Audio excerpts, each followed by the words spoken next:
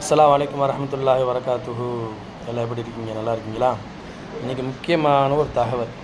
என்ன தகவல்னால், இப்போ ஒவ்வொரு தேர்தல் நடக்கும் பொழுதும் நம்ம வாக்குச்சீட்டு கட்டாயம். வாக்குச்சீட்டில் தான் யார் மோசடி செய்கிறாங்க, யார் மோசடி செய்யலை, மக்கள் யாருக்கு வாக்களிக்கிறாங்க, அந்த தகவல் ஃபுல்லாக தெரிய வரும்.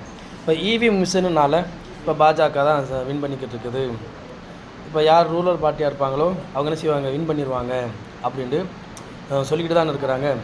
அந்த சந்தேகத்தை போக்குறதுக்கு பஞ்சாபில் முதல் முறையாக வாக்குச்சீட்டு முறையில் உள்ளாட்சி தேர்தல் நடந்துச்சு. என்ன நடந்துச்சுன்னு தெரியுமா? பாஜக மண்ணை கவ்விருச்சு, டெபாசிட் இழந்துருச்சு. இதனால தான் நம்ம கேட்குறோம், வாக்குச்சீட்டு முறை முன்னாடி எப்படி இருந்துச்சோ அதே மாதிரி வேணும் அப்படின்ட்டு.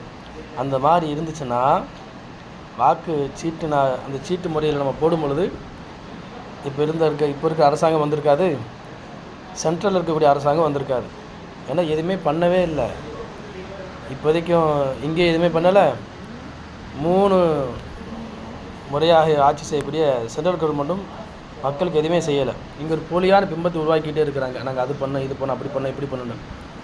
வெங்காயத்தை உருக்கி என்ன இருக்குமோ அது மாதிரி தான் சென்ட்ரல் கவர்மெண்ட்டுடைய அரசாங்கமும். அதனால் தமிழக மக்களே, விரைந்து நம்ம என்ன செய்யணும், ஒரு போராட்டத்தை நடத்தி வரக்கூடிய காலங்களில் வாக்குச்சீட்டு முறையை நடைபெறக்கூடிய அந்த வாய்ப்பை நம்ம உருவாக்குவோமா? அனைவரும் ஒன்று திரளும், வாக்குச்சீட்டு முறையை உருவாக்குவோம்.